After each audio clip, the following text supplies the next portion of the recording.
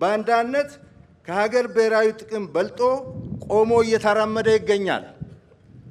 ለጠላት ተቀጥሮ መስራት ነውርነቱ ጠፍቷል። ታሪካዊ ጠላቶቻችን በቀጥታ ጦርነት ገጥመው እንደማያሸንፉን ስለተረዱ ባንዳዎችን ቀጥረው የገዛ ሀገራቸውን እንደወጉላቸው አድርገዋል።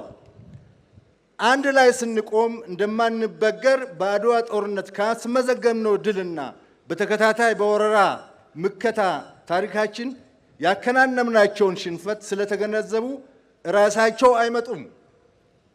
ሰበብ እየፈጠረ መሸፈት ለፈለገ የውስጣችን እንክርዳድ ግን የሚዲያ ፕላትፎርም እየፈጠሩ እያስታጠቁና ገንዘብ እየከፈሉ እርስ በርሳችን ሊያባሉን ተግተው እየሰሩ ይገኛሉ። ባለሀብት ነን የሚሉ ኢትዮጵያዊ ደላላዎችን እየላኩ ጸረ ኢትዮጵያ እንዲደልሉ ያሰማራሉ። ሰላማችንን የማደፍረስና አገር የማፍረስ ተልዕኮ አንግበው ቢንቀሳቀሱም ውስጣዊ አንድነቱ እንደ አድዋ ዘመን አርበኞች የጠነከረው በዘመናዊ ትጥቅና አደረጃጀት የተገነባውና እየተገነባ ያለውን የኢትዮጵያ መከላከያ ሰራዊት መነቅነቅ አልቻሉም።